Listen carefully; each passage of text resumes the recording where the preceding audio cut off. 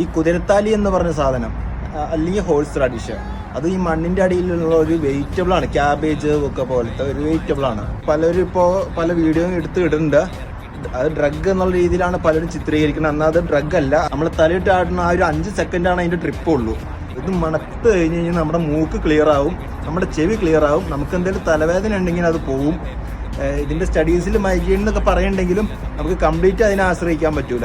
അതുപോലെ ഇതിൻ്റെ ആ നമ്മൾ മണക്കുമ്പോൾ ഉള്ള ഗ്യാസ്, ആ ഗ്യാസ് ഇപ്പോൾ സിഗരറ്റ് വലിക്കുന്നവരെയൊക്കെ വെച്ച് നോക്കുമ്പോൾ അവർ കറ വരെ ഡൈജഷനിലൂടെ പോവും എന്നാണ് പറയണത്.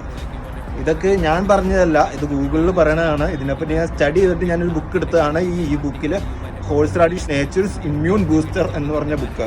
ഈ ബുക്ക് ആവശ്യമുള്ളവർ എനിക്ക് പേഴ്സണൽ മെസ്സേജ് അയച്ചാൽ മതി. ആ പോലീസുകാർ യൂസ് ചെയ്യുന്ന വീഡിയോ വരെ ഇപ്പോൾ ഇൻസ്റ്റയിൽ വൈറലാണ്. തല യൂസ് ചെയ്യണതുകൊണ്ട് നമ്മുടെ ബോഡിക്ക് ഒരു ദോഷവും ഇല്ല, ഗുണം മാത്രമേ ഉണ്ടാവുള്ളൂ.